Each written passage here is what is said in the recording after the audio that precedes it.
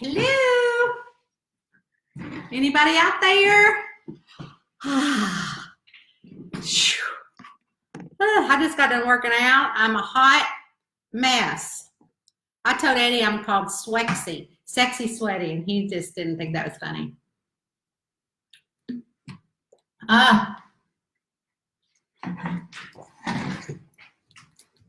So I'm coming to you with no makeup on, sweaty mess.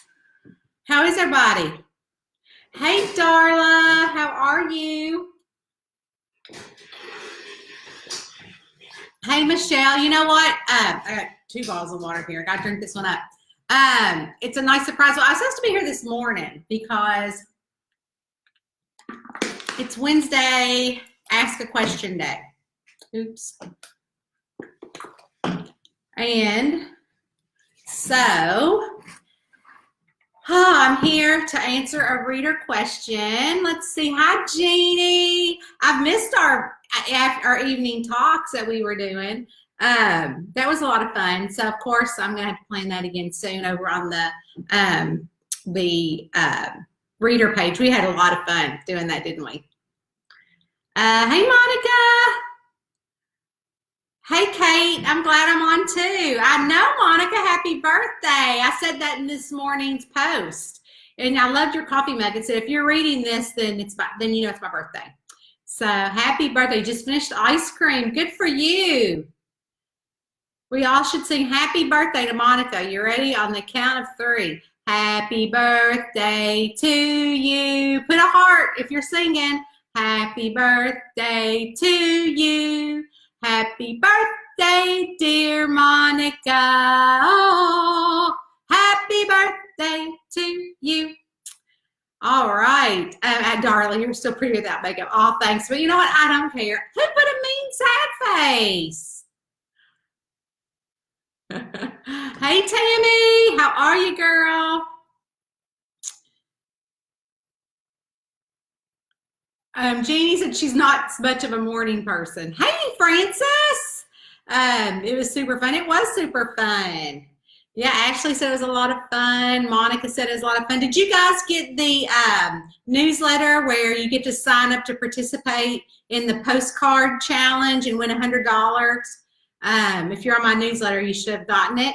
If you didn't open the newsletter, you should open it because it's a newsletter only giveaway. So I don't know when the deadline is. It might be past. But anyways, it's where everybody is going to send a postcard to another crew member.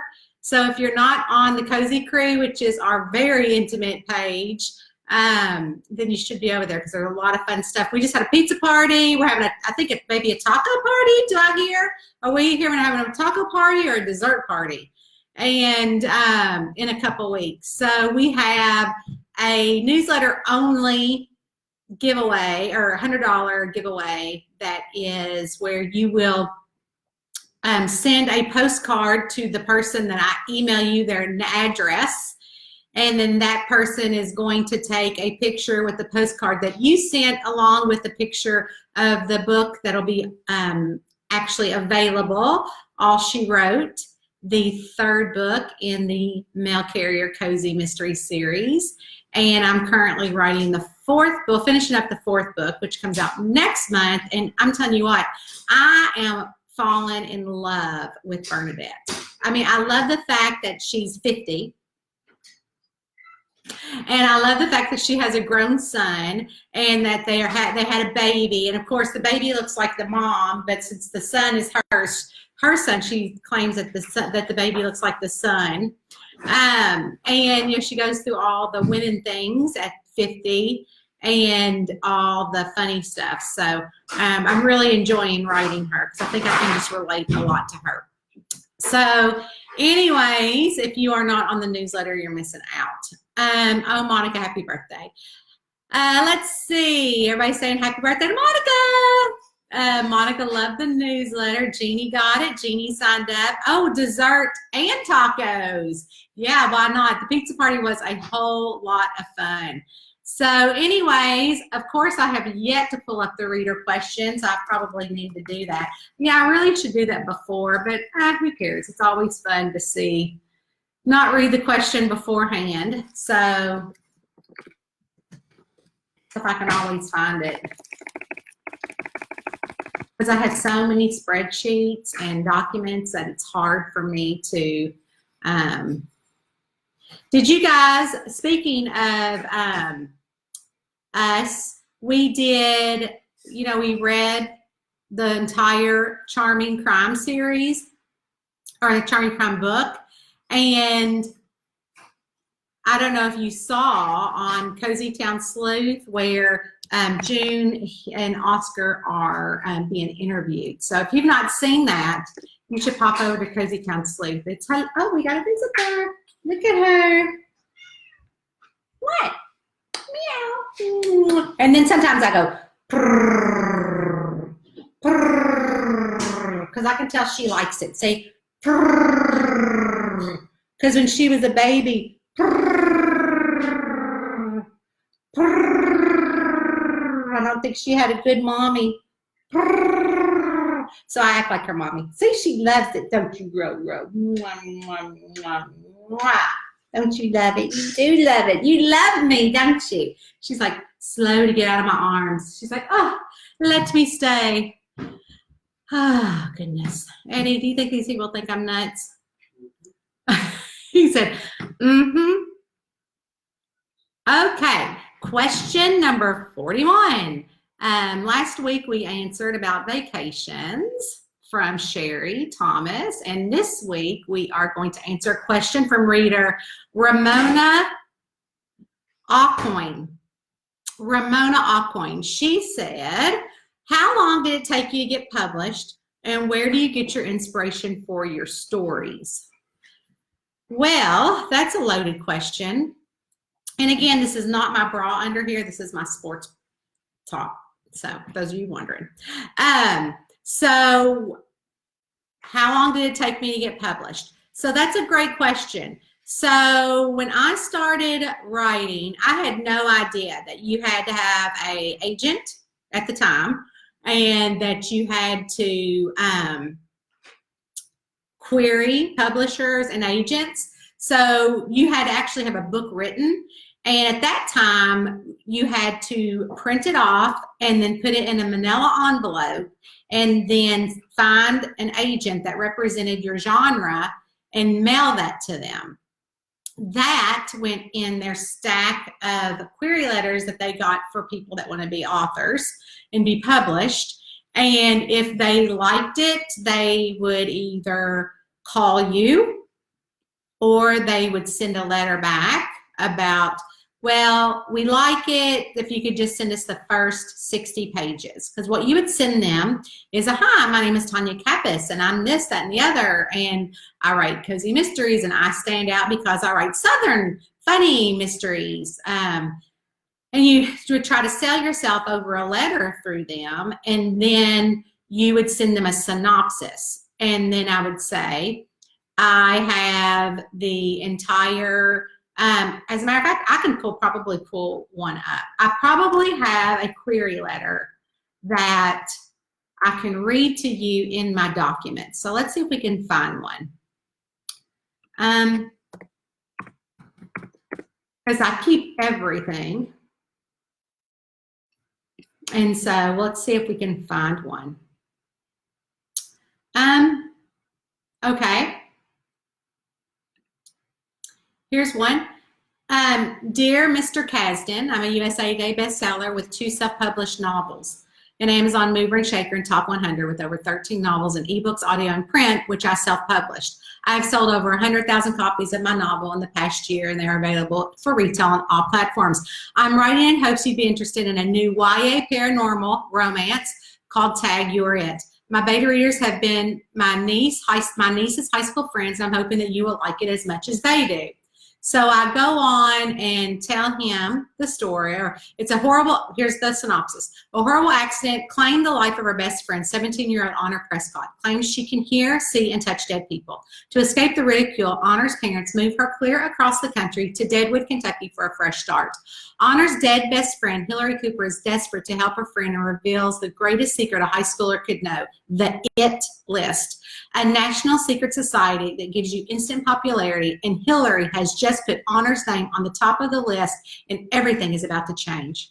The most popular guy in school, gorgeous, smart Chad Bowman, suddenly only his eyes for honor, knocking the uber-popular Minnie Thompson off the top of the it list. Honor is drawn deeper into the popular world while trying to keep the other ghosts at bay, unearthing Deadwood's scandalous secrets that were meant to stay buried. Only in the middle of her every wish come true, Honor finds out that being popular isn't all it's cracked up to be and can sometimes be murderous. Side note, that has been published under Tag Your It, and it might be on sale this week for 99 cents. We'll look that up in a second. I'll continue the query. My paranormal mystery, Splitsville.com, is a double finalist in the 2012 Next Generation Indie Book Awards. That was awarded to me at the Book Expo of America. Carpe Diem, my women's fiction novel, is the 2012 winner of the eBook Festival of Words. A New Tradition won 2013 Reader Choice Awards from Indie Romance Convention.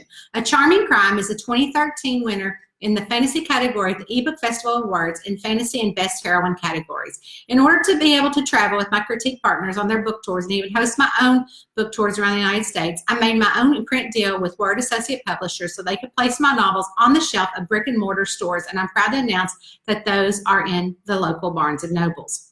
I'm a go-getter. I have joined forces with Diane, and we are doing Diane Castile, and we're doing reader events across the United States. In fact, Barbara Bay from Publishers Weekly asked me to host a table at our annual reader luncheon in April of 2014. My table sold out in 3 days. Okay, so Debbie Maycomer sold out in 1 hour, but still, I'm the only self-published author there. And even the Fresh Fiction team has asked me to do Readers and Rita this year, which I'm doing. Last month, I was guest speaker at Killer Nashville doing a marketing promoting workshop, and the coordinator of Killer Nashville called me asking if I'd be interested in teaching an entire weekend retreat in the fall. Of course, but the highlight of my Killer Nashville trip was Ann Perry. Author Ann Perry. Please tell me that you know Ann Perry. She came into the bookstore and bought my book and had me sign it. She said that I was the only book she bought because she wanted a fun, light read on her trip back to England. They had to pick me up off the floor, not to mention during her 3-hour book talk, she held my book up there. Thank you so much. I'd love to be able to send Tag Your It to you to read. I appreciate your generous times and hope to hear back from you. That is a query letter. So there I had to sell myself to this man as an agent. As a matter of fact, I had an agent and was switching agents and did take this guy did take me on as an agent. He did not sell that book, but he did. That was probably, as you can tell, I had already self-published a bunch of books because I had a traditional publishing deal within the first year of my writing, and that's very uncommon. That usually doesn't happen. And the publisher and I ended up parting ways. And so that's when I self-published. And at the time, the Kindle wasn't out. It was Sony e-reader. I think the Kindle came out a year later. So 2009, 2008 was when that happened. And so I was one of the very first people to self-publish to become what it is today. So that's been kind of fun forging that for a lot of people, by which after I self-published, I went around and actually I wrote a self-publishing to authors book, and I went around for 2 years teaching writers group around the United States, being paid as a job. I'm a teacher by trade. So I went around for 2 years to teach authors how to self-publish. I would be at big conventions. I was getting paid thousands of dollars to do that. But then after that, I realized that, and one of the books that I wrote was called the Tricked-Out Toolbox. And I wrote that with Melissa Bourbon. Winnie Archer is her pen name. Her real name is Melissa Ramirez. But anyway, she and I went around for 2 years, and we taught authors how to self-publish and market to self-publishing. Then I had to decide, is this something that I want to do? Do I want to be a writer, or do I want to be a teacher? And so I decided that I wanted to be a writer and decided to stop doing conferences for writers, and that's when I started doing all the conferences for readers. That was back in 2012, which was when that query was sent. And then the internet was starting to get a lot more popular, and query letters became something where you could email, and if they wanted to see, they could send back a rejection. Let's see if I can find a rejection.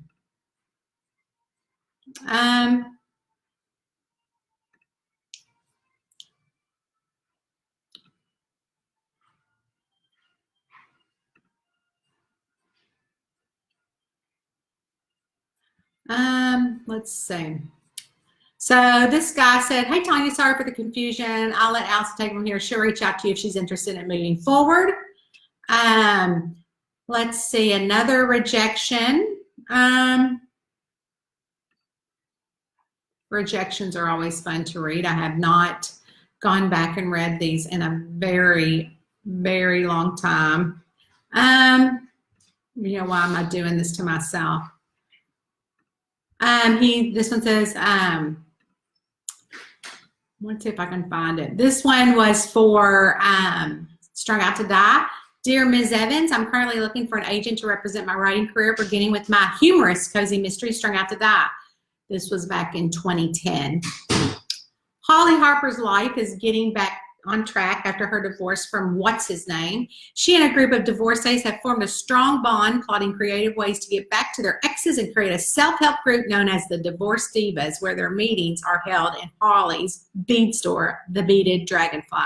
It's no secret that Holly's ex-husband, Sean Harper, and the wealthiest bachelor in Swanee, Doug Sloan, didn't get along because Sean is constantly fixing all of Doug's shoddy handyman work. Plus, all the divas would love to get their claws on some of Doug's money. When Doug ends up dead on the floor of the beaded dragonfly with a string of cat-eye beads around his neck, it's up to Holly to figure out who's framing her. I'm an Amazon mover and shaker with 19 Amazon best-selling books over the past 6 months. I've sold over 32,000 ebooks and 500 prints. I've been approached by Bliss Publishing in Taiwan for translation rights for 2 of my novels. I travel to various writers group where I'm asked to give 1 of 2 different workshops, one on marketing and promoting, no matter where you are in your career, and the second is a self-publishing workshop. I'm also part of a blog team called the Women's Literary Cafe. I belong to a critique group that includes cozy mystery author Heather Weber and New York Times bestseller Amish author Shelley Shepard Gray. I've co-authored a nonfiction book with author Misa Ramirez, Melissa Berman, called the Tricked-Out Toolbox, marketing and promoting every writer's need. Strung Out to Die is a divorced diva cozy mystery with a beading theme. There hasn't been a beading theme in the cozy mystery genre since 2017 with the Kitsy Camden books. I was the owner of a beading business for 5 years. Thank you for your time, and I look forward to hearing from you. So then she gets back to me and she says, thank you for thinking of me for your query, Ms. Kappes. I'd be happy to take a look at the first 50 pages of your manuscript. Would you please send an attachment? Thanks, and I look forward to reading. She's from New York City. So I said, thank you for requesting the first 50 pages of my cozy mystery, Strung Out to Die. I was checking on the reading status, and I'd be happy to send additional pages for you to review. I look forward to hearing from you. After I didn't hear from her. So she then apparently, I can't find the thing, but apparently she gave me some suggestions. Oh, she wrote, Dear Ms. Kappes, this is a nice letdown. I hope y'all are still with me. Let me look. Is anybody still on here? Okay. She said, Dear Ms. Kappes, thank you for the opportunity to consider your manuscript and for your patience in waiting to hear from me. I know it's been a while since you originally queried me. I'm talking 6 months, people. I really like the premise for the mystery series, and I think it has a lot of potential. The beading theme is nicely woven into the story itself, not just a throwaway hook. And I think the Divorce Divas would have a lot of appeal to the cozy audience. They're so much fun. That being said, I felt there were some loose ends and confusing sequence. Even the first scene, for example, the pig is suddenly in the scene with no real discussion of effect, and she was a pet pig in the first place. It's as if the piece is missing. I would encourage you to go back through the manuscript, perhaps with your critique group, and ensure that every element of action is crystal clear. But more importantly, I want the mystery itself, and particularly Holly's sleuthing, to be ramped up with a whole lot more action, higher stakes, and actively looking for clues by Holly and the Divas.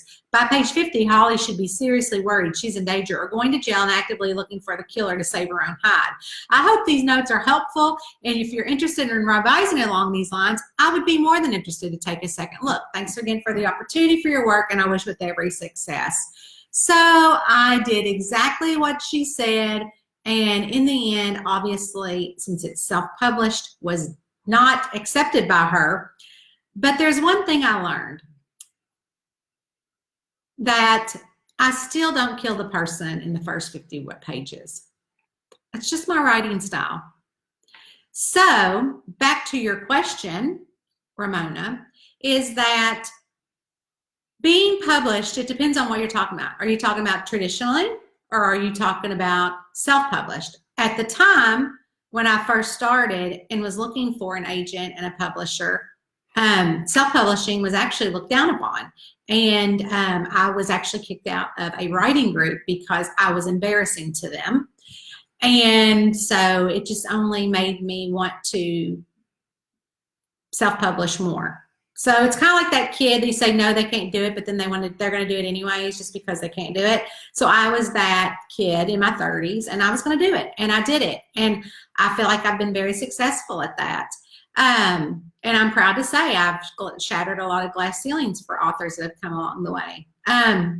With that said, after I took Mr. Kasdan's representation at Curtis Brown in New York City, that's when I self-published A Ghostly Undertaking. And that's when the big publisher came to me. And since I had an agent, then I funneled that to him, and he made the deal with HarperCollins. And that's how that series, I had one book in the series. I did 2 contracts of 3 books each with them. And then I own the rights to that. So after the 3rd contract, I didn't take the 3rd contract. After the 2nd contract, I decided that I was going to self-publish on my own again with that series. Now, the Kenny Lowry series, I do not own the rights to that series. So whether the publisher and I didn't come to agreement with the rest of the series after the 7th book, so I am not able to write legally anymore in that series, which is fine. I've moved on from that series. So we're just going to say that everybody lived happily ever after, and Grandpa is still haunting Cottonwood. And I can't even tell you half the names of the people in that series now. So that's sad. I should, but I can't because I write a lot of books. So with that said, it took me 4 years to get a traditional publisher. It took me 2 years to get an agent before that, and I wrote for 2 years, honing the craft and learning the craft and taking writer classes, going to writer meetings, to local writer groups every week to get better and learn from other writers. So the second part of your question, Ramona, was where do you get your inspiration from your stories? I get them from all over. I get them from there was something today that somebody told me. She said, "You're not going to believe this." She says, "I got my mom's stimulus check in the mail, and her mom's been dead for 6 months. And so she called the government, and the government said, 'Oh, that's okay. You can keep it.'"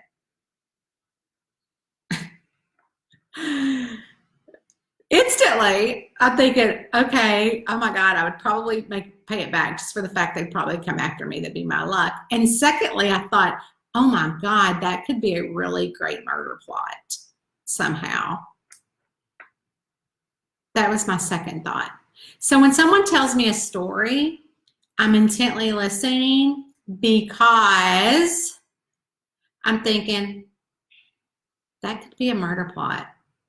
How cool is that? So I get my inspiration from things like that. Motivation and inspiration are 2 different things for me. So inspiration would be various things I see and hear and read. And inspiration, or that's inspiration. Motivation is my readers. All of the emails I get, all of the messages I get on Facebook, some of the messages I get every week. I haven't looked, but let's look now. If I could screen share, I'd screen share with y'all so y'all could see what I'm doing. So every week I put out a newsletter, and I get probably 1,000 emails back.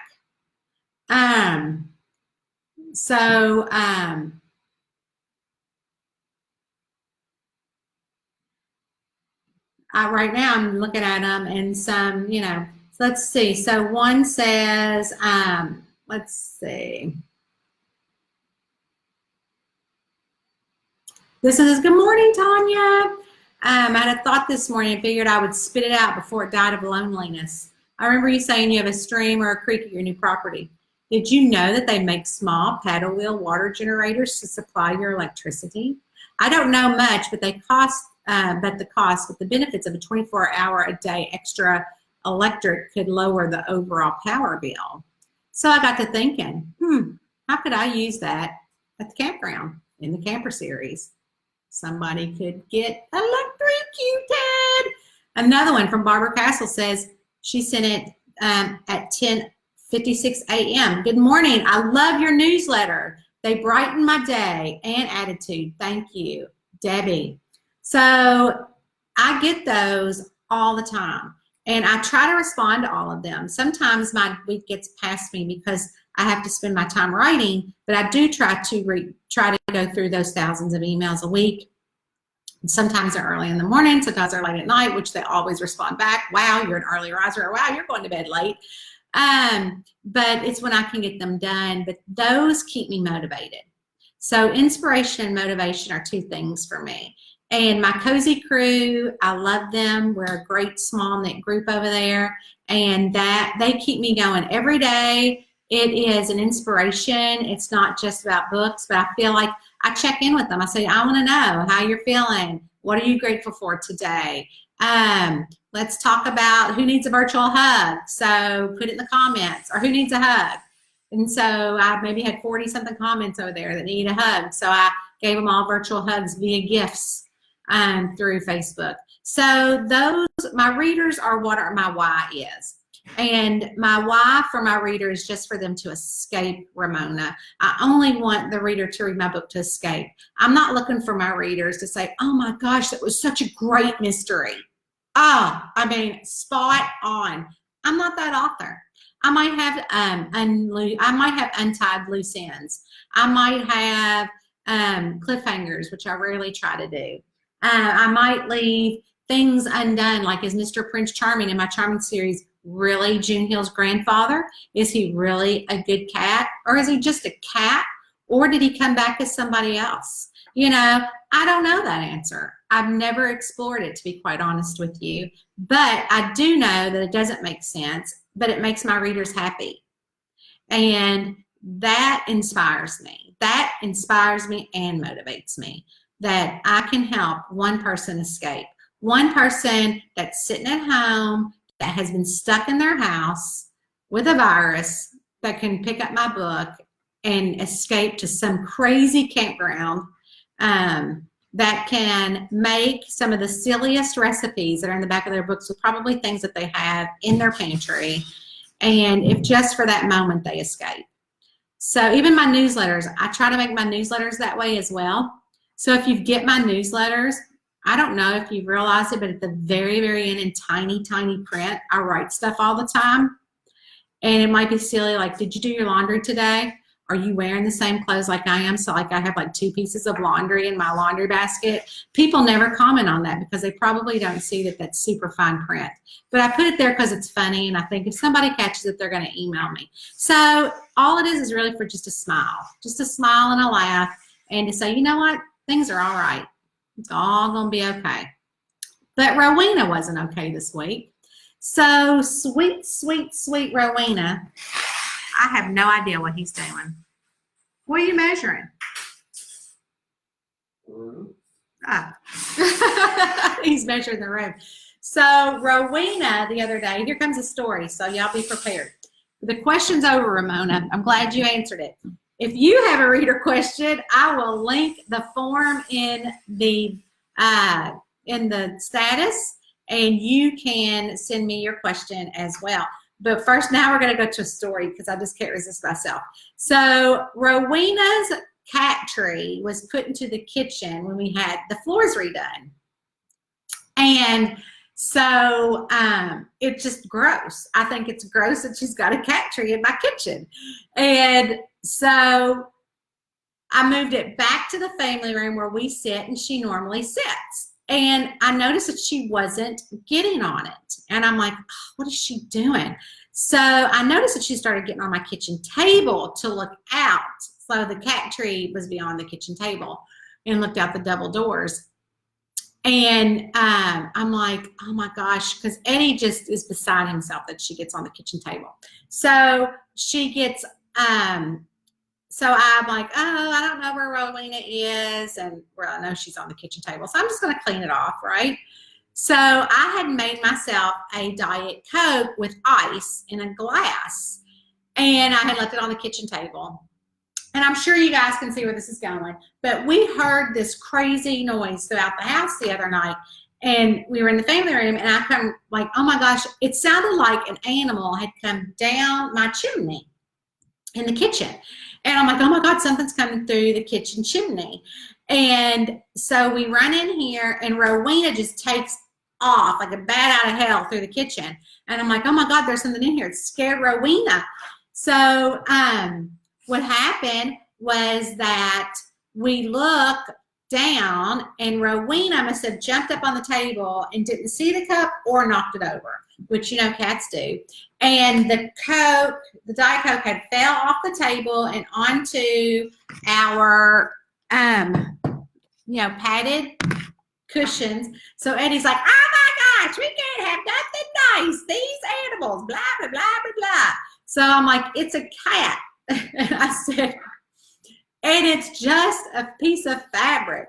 In the grand scheme of life, you're upset over a spilt Coke. So, needless to say, it didn't bother me a bit. So, clean it up. He was scrubbing the thing. I cleaned it up. Rowena comes in here. First thing she does is jump on the table. Eddie about has another nervous breakdown. So,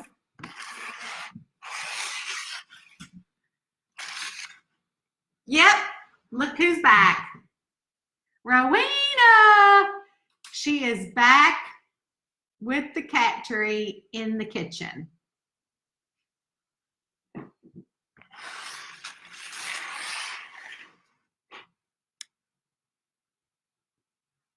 So it looks like I'm going to have to live with the cat tree in the kitchen. And she's much happier. Let's look. We'll take a few questions before Survivor. I have Survivor at 8, so let's take a couple of questions. Debbie Steele, hello. Hello, Jessica Cobine. So glad you are here. Rose McLaren, you're not late, honey. I'm late. I usually do this on Wednesday morning, but today I met with my girlfriend, Janice Mizink. She is a good friend of mine, and Miller, and she, I haven't seen her since the big shutdown. So I said, well, let's just meet at Panera over by my lot, and I will buy our breakfast, and we will, I'm sorry I got my jazzercise outfit on underneath this, guys. And I said, and we will, I will treat you to breakfast. So she got a chocolate, I ordered a chocolate croissant for her and a decaf coffee. I'm like, she drinks decaf coffee all the time. I don't know how she does it. I'm like, it's a sin. Then I got me a large coffee, and I had one of those cranberry orange muffins. So she followed me to the lot, and she hasn't seen it yet. So I have 2 chairs that sit up there on the dock. So we sat there for an hour and a half, 6 feet apart, and had a chit chat. So instead of getting on with you guys, that's why I went to do that, because I needed to see her. We needed to have some talking. So anyways, if I can see here, it says, Ashley Youngworth, I'm glad you were that kid, because you give us readers something to look forward to and give us an opportunity to say thank you, Ashley. Diane said, so glad you took your current path. Me too, Diane. Let's see, Monica, I didn't know how she got anyone in the government on the phone. It's been so unreal that when I've tried. I know, isn't that crazy? Let's see, it's not letting me see all the comments. That's a surprise. I know it. Karen Hall said she loves the newsletter, one of the only ones that she reads. Thank you, Karen. I do try to tell a funny story. Monica said, so true. Jane said, Meg loved her hugs. I don't know what that means, but we'll hug Meg. We love Meg. Hey, Kristen Carter. Hey, Sue Sullivan. Monica said, wow, I never thought of Mr. Prince Charming as your grandfather. How neat if it was. Tammy Hudson's so great. Like I said, you're going to see it. Wash your filthy hands. I love that. Oh, my God, that sounds like my husband about cats. I know, Karen. Y'all all laughing. Yep, she won, Jane. She totally won. She is a stinker, Kristen Carter. She did get her perch back, Tammy. Rowena for the win. You're right. She is the queen. Hi, Danielle. I hope you're doing well. I was at home last week at this time, and your mama sent my mama a couple of pictures of your sweet children. They are so cute. That's my cousin, Danielle. Y'all know my cousin, Sissy. That's her daughter. Yeah, Rowena is the boss. Rose said that her cat used to put her head in my glass and drink. Oh, yeah, Rowena puts her head in my glass and drink. It don't bother me a bit at all. What is she going to do in the new house? She will go crazy at the new house. There are so much wildlife. We have wild turkeys up there. We have deer, raccoons. She's going to see so much wildlife, she'll go crazy. And there's going to be tons of windows. So I'll show you a picture of kind of what we're going to be building. Isn't that cute? Whoop, whoop. So that's, I can't really get it in there. I'm not very good at this. So that'll be kind of the plan. That's what it's going to kind of look like, I guess. 3 stories, but it's tiny. It's 1,800 square foot. She does need to look out, Joy. What she does, Joy, is that all the stray cats always run to the woods, and so she can see where they go. Plus the walkout to our basement where the boys are living right now is there, and she loves them. So if I don't let her down there in the morning from up here, she'll sit here and watch that walkout, and you can tell when they're coming up because she gets so excited to see the boys.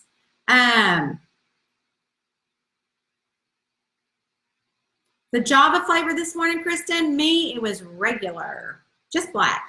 And Connie, she is happy to have her kitchen back. I miss our bedtime stories too, Jean. I thought, oh, I wonder what I can read next. We maybe need to take a poll. I miss our bedtime story too. Hey, Allison, much needed girl time. My mom is texting me because we have Survivor coming up. Y'all, I have missed watching Big Brother. Do any of y'all watch Big Brother with me? Let's see. So, yeah, I love the balconies too. Yeah, it's crazy. So, the middle floor is all living, like a kitchen and family room. And the top floor, currently, this is what we have, but it will be all living area. So it's the kitchen and the family room. We will have a little one-person elevator that goes up to all the floors. And then that's the top. And so I need an elevator for my parents and for me later in life. So we shall see how it all plays out. We met with the builder last night, and we meet with the architect next week. So Karen Ossoff, how do you think Rowena will like the music? Well, I play music now, so it seems like she's okay. I love Big Brother too, Rose. Thank you, Rosa. It is a pretty little house. I know I can't wait to build a new house either, Gee. You know, I'll take you along the whole way. But anyways, if y'all don't know, Big Brother is something that I watch with a group of women on my private Big Brother page here on Facebook. So once that comes up, I'll post that. It's a lot of fun. We watch it together live every time. So anyways, guys, the elevator is a great idea, and it's not that expensive. Like years ago, it was probably really expensive, but it's not anymore. But my dad has a hard time getting around, and so I want to make sure that he can get up and in my house and spend the night. And, Eddie and I are not getting any younger either unless we find that magic pill. But anyway, so we are going to wrap up our Wednesday reader question. Thank you, Ramona, for sending that in. If you don't know why we're here, every Wednesday I answer a reader question. Usually it is in the morning or just whenever I feel like doing it, just because we can. Because we ain't doing anything else, are we, people? I will post a link in the comments where you can also send me your reader question. You can send as many as you like. You can ask me anything. I'm pretty much an open book, sad to say. Also, I'll put a link to our Cozy Crew page so you can come over and join us there. It's a very active page where you have a voice, and we love your voice. So I hope you come join us. It's a welcoming community where we have a lot of fun. I love all of you guys, and I hope that you go back and listen to my inspiration of why I write and how I got published from Ramona Aucoin. I will talk to y'all soon, and I will see y'all in the Cozy Crew. Mwah. And wash your filthy hands, people. Bye.